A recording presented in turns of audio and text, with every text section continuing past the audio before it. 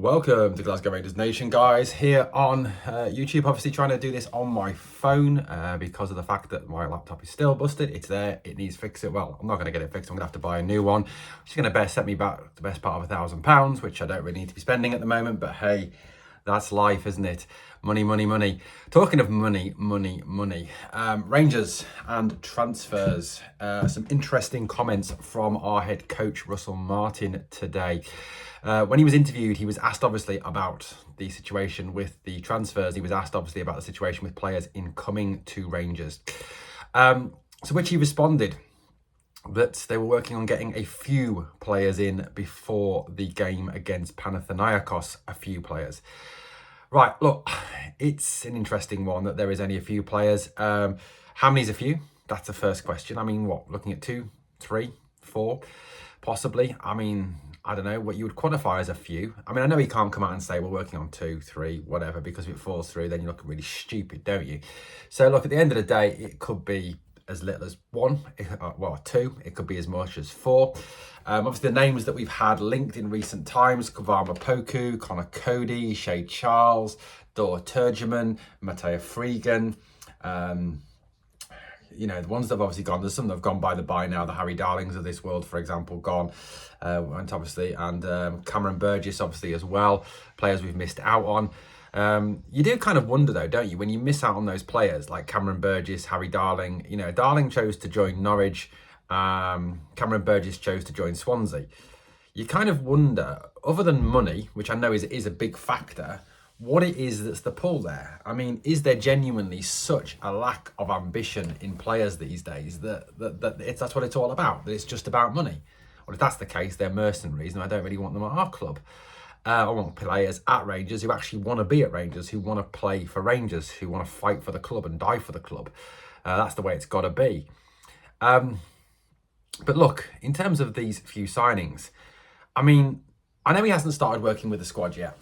I know the Cyril Dessers deal, unfortunately, is still hung up, and unfortunately we still have Dessers as one of our players, which some of you will be really happy about. Some of you would be like me and absolutely devastated that he could still be playing for us next season. But look, at the end of the day, we've still got what we've got, and you know, I think we've got to kind of start to face a little bit of reality here. That we are in a position where we are going to have to work with a lot of what we've already got. You know, a few players come in, let's say 2 or 3 before the Panathinaikos game. Let's just say it's 2 or 3.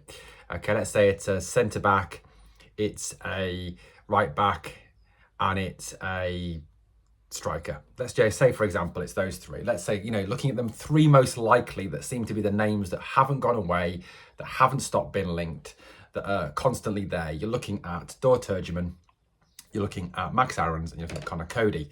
They're the 3 names that have kind of been a consistent 3 throughout this entire process.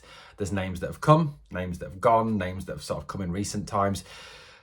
But we're kind of stuck a little bit around Cody, Turgeman and Aarons. So if we kind of, and I know this is a lot of presupposing, a lot of guesswork, a lot of could be possibly kind of things, perhaps. So let's say Aarons comes in, let's say Cody comes in, and let's say Turgeman comes in. Well, that leaves us in a position where we're going to have to work with a lot of what we've already got. So in terms of the goalkeeping position, we're going to have to work with what we've got. In terms of at least half the defence, they said 2/4. God, I'm tired. Half the defence, you're going to have to work with what we've got. The midfield, we're going to have to work with what we've got. The wide players, we're going to have to work with what we've got, which is the one that scares the living crap out of me. The most, looking at the players we've actually got on the books who can play wide, unless obviously he puts someone like Lyle Cameron wide. Cameron can play wide. It's not his best position, but it's a possible. You know, and I get that. Look, before anyone comes on to me and says, well, what do you want? The whole squad signed before Panathinaikos? No, I don't. What I'm saying is we're going to have to work with what we've got. So I'm kind of talking through that. Now, before the end of the window, before the window closes, we need to have seen, I think, at least 6 to 7 players in through the door, because this squad is, quite frankly, abject. We saw that last season. We saw towards the end of last season. You know, we saw under 2 managers last season that the squad was poor. In effect, you've kind of seen under 3 managers that the squad has been poor. Because, you know, there's a lot of these players that were here under Mick Beale, under Clement and under Ferguson. So under 3 managers, they've been poor. Now, by the law of averages, you work on this basis that if they were bad under Beale, they were bad under Clement, they were bad under Ferguson, then the issue isn't the manager with those players. The issue is the players, because they're the ones that are failing every single time. They're the ones that are letting the club down. They're the ones that are downing tools every single time. Yes, some of it is the manager. Of course, it's been the manager. Mick Beale, Clement, Ferguson, tactics, in-game management, etc., etc. But I don't think for a minute it's all the manager. And I don't think any sensible, level-headed, normal Rangers fan will say it's all the manager. The players carry a large proportion of the blame, particularly obviously the senior pros at the club, the Butlins, the Taverniers, for example. That these guys are the Suitors.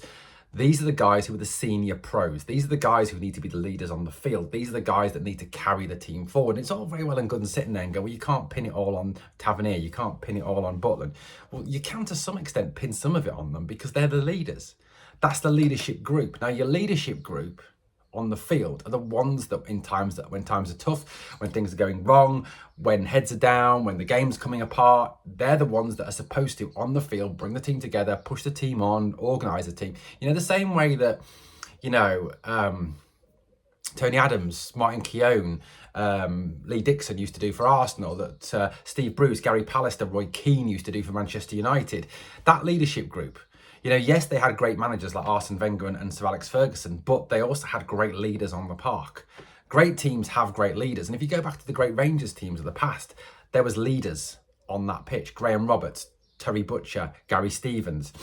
Going back to when I first started watching, the Renzo Marussos, the Barry Fergusons of this world. The real leader, the Bomber Browns, the real leaders that could pull teams together when things weren't going right on the field.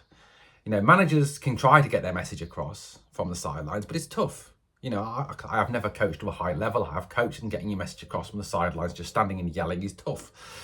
So the players do carry some of the blame on this. Now, you look at the squad as it stands today, and if a few players come in, it's going to be tricky. It's going to be tough because there's a lot of players that Russell Martin's going to have to get 20, 30% more out of some of these players. Because you look at the squad as it stands on this day here now, before pre-season starts on Monday, and as at time of recording, on the 20th of June, just before midday, there is no new signings. There is no Poku hasn't come, Aarons hasn't come, Cody hasn't come, Turgeman hasn't come. All these players haven't come. So we're facing a situation where the squad we've got is what we've got at this point in time. So look, if I know it's a big if the season started, if the game was tomorrow, you'd be looking at what? Butland in goal probably, Tavernier, Suter's injured, so still not 100% fit. He's trying to get back, could be, couldn't be. So you're probably looking at Proper, Unsiala, Hiefte. That defence gives me the absolute fear because it's largely the same defence as last season that struggled and couldn't do it. You've got a right back who cannot defend, who, if you look at his statistics from the Football Reference website, he is in the 52nd, 42nd, 55th percentiles for things like one-on-ones, aerial duels, getting dribbled past. He's in the middle to lower half of right backs in Scotland. You've then got a situation where the centre-backs, Robin Proper in Europe, does well because he's got time on the ball. It's not as aggressive, but in Scotland, cannot cope with the aggression, cannot cope with that. Then you've got either Ben Davis or Nsiala, whoever, who, look, Nsiala's a kid, needs more development, not ready to start yet. Davis, look, who knows what Davis is going to be like coming back from Birmingham. Hiefte is a developmental player. He's probably a player who should not have played as many games as he played last season. But with the injuries to Ridvan, he had to. The midfield, would probably be something along the lines of Raskan, thank God, would still be here at this moment in time, although Villa are apparently seriously up their £25 million bid for him. Cameron maybe, and let's say Dio. So that gives you midfield three. Now that midfield three for me is a very good midfield three. I like that midfield three. It's competitive. It's an aggressive midfield. It's a midfield that can control the game, play the ball, turn out of dangerous spaces, up the tempo when it needs to. That's a decent midfield. The front three is a worry because you've got left side, Oscar Cortez. Is he fully fit? Is he match fit? No. He didn't get a chance to be match fit because Barry Bassett wouldn't play him last season, or even when he was fit. You've got Dowell, you've got McCausland, you've got Finley Curtis. Look, I'd love to see Finley Curtis get an opportunity, but should he be starting Champions League games? Certainly not. Not at this stage, not after having very little first-team football in Scotland. And obviously you've got Robbie Matondo, who is just one of the worst footballers I've ever seen. Up front, Hamza for me has to start in the 9. Hamza's the best striker at the club. His hold-up play is better than Dessa's. His aggressive pressing is better than Dessa's. He's faster than Dessa's. He understands the offside rule. And also the fact that, people thought, well, Dessa's was top scorer last season. Yeah, but Hamza played on the wing. Give Hamza the same number of chances as Dessa's had last season. I guarantee you Hamza would have outscored Dessa's easily. And then right wing, you've probably got to put Danilo out there, or Bayrami possibly out there, because they're literally, do you really want to go into a game with McCausland or Dowell on the right wing? No, of course not. So look, the team needs a hell of a lot of work. Now, if we're supposing that Poku is coming, then he probably plays right wing. Aaron's at right back. Then where does Captain Disappointed play? I don't know. Possibly at centre back, but why would you put a player at centre back who the only thing he can do well is cross the ball into the box, and you don't do that as a centre back? His aerial duels, he's one of the worst in the air in Scotland, 42nd percentile for that. So what do you do there? Russell Martin's got a hell of a lot of questions to answer before this game. A lot of questions to answer. A few players. Look, I accept that we will only get a few, and I'm not looking for 6-7 players before Panathinaikos, because that's just not doable. It's just not sensible. Especially as nothing's happened or so far. I think, look, if you've got your scouting in place, if you've got everything in place, you can probably get 3-4 players over the line very, very quickly. You can look at Hearts, you can look at Liverpool in the Premier League that have done that already with some major targets. But Rangers at the moment have brought no one in. I think a lot of it is being held up by the fact we haven't had the EGM yet to release the money, which I think is ridiculous. Especially as obviously now we're missing out on targets. We need something done, and we need something done as soon as possible. Time is ticking. The other side of the city are already starting to look at how they can strengthen. We had Chris Sutton on Sky Sports this morning saying that, looking at the money that Celtic have got, and Celtic have got a massive pot of money. They've got a huge pot of money, much bigger than ours. He said that Celtic should be going out and burying Rangers in the transfer market. Well, realistically, they probably can. The only kind of saving grace is that their scouting network is clearly shit, because Adam Ida, whatever he's called, 9 million, and Engels, 11 million, are absolute garbage players. I wouldn't even swap Dessers for Ida. Seriously, I wouldn't. I wouldn't swap any of our midfielders for Engels. I wouldn't even give them Conor Barron. I wouldn't even give them Tom Lawrence I know Tom Lawrence has gone now, but I wouldn't even give them Tom Lawrence for Engels. That's how little I rate Engels.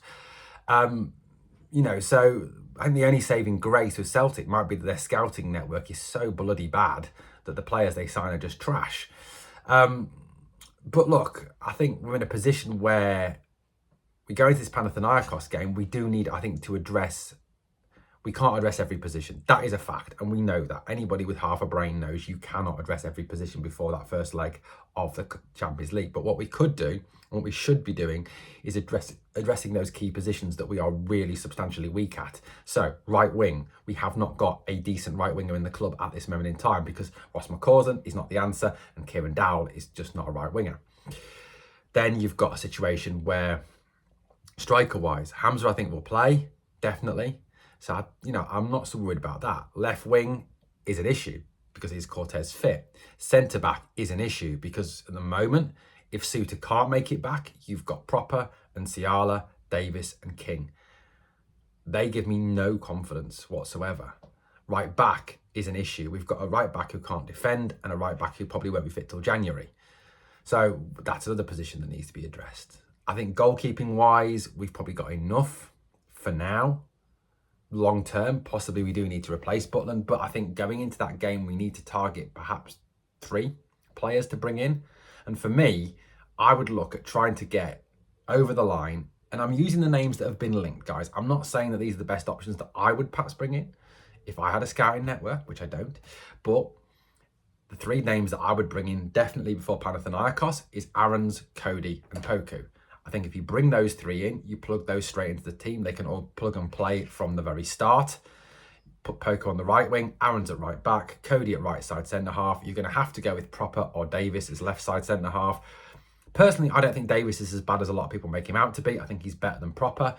Jefte at left back, and then the midfield takes care of itself. Hamza as a striker, and possibly you risk Cortez or you play even risk Curtis on that left side. But there's a lot of work to do before the start of the season. There's an awful lot of work to do, and there's a lot of work needs doing to this squad. A lot of work needs doing to this squad. You know, it is concerning. It is concerning. And, you know, you've also got to ask the question that when he says a few names, is that it? Once those few have been signed, is that it? Or do we keep going to the end of the window? You know, these are the questions that these journalists need to be asking. These are, you know, these fan media geniuses that go to press conferences that are too scared to ask real questions. They need to be asking these questions and pushing and pushing and pushing. And, you know, there's a lot of them that may, you know, there's respect. Obviously, David Edgar, I think, is one that does do it very, very well. And I've got massive time and massive respect for David Edgar and Heart and Hand. I think Heart and Hand, David Edgar, awesome. Absolutely amazing. You know, but at the end of the day, there is a lot of work to do. And hopefully the money will be there. Hopefully, you know, we can hang on to one or two of these players that we've been linked with selling. I think Raskan is gone. I think he will be sold, looking at how the 49ers operated at Leeds with Somerville, Ruter and Gray. So look, that's what we're up to. It was interesting as well the other day, wasn't it, that Shanklin was pictured training with Tavernier, which got the whole gossip mongers going again. Shanklin to Rangers. Well, Kieran Trippier was also there training with Tavernier as well. So is he coming? I think it was just a training camp where people who are friends with Tav maybe were there to train or have the same agent or have the same sportswear brand man. I don't know. I haven't looked particularly into it. I'm not particularly interested either as to why it was. I mean, look, if Shanklin wanted to come to Rangers, I'd take him. I'd take him tomorrow. His goals record last season wasn't great, but the previous 2 seasons is better than Cyril Dessers. I think he scored, 60 goals in the last 2 seasons prior to last season.